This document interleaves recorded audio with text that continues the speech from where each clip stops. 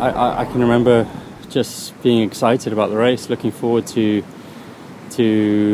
testing out my legs ahead of the Tour de France and really showing where I was at form-wise. And it was the first big challenge for me of the Criterium du Dauphiné. It was the first big test to really see where I was at.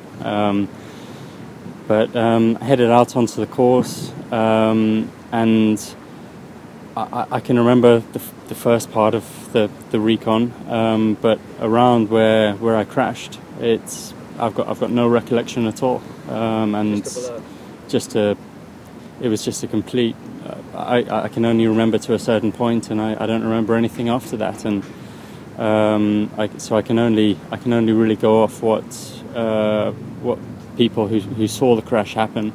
All the physios and specialists I've seen have all been blown away with the progress I've made in such a short amount of time, and I think I can only attribute that to the lifestyle I live and the level of fitness that I had at that point of crashing, and I think that has helped me certainly in these early stages. But unfortunately, it doesn't make my bones grow any faster. So I have made a lot of progress, but at the same time I have to be patient, and bones can only grow so fast.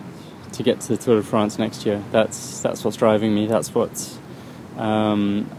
week by week I can set myself little goals in terms of allowing myself a little bit more movement. Or for me, the underlying goal here is to get to the start of that Tour de France next year in 2020, and to be at a similar or better position than I was this year.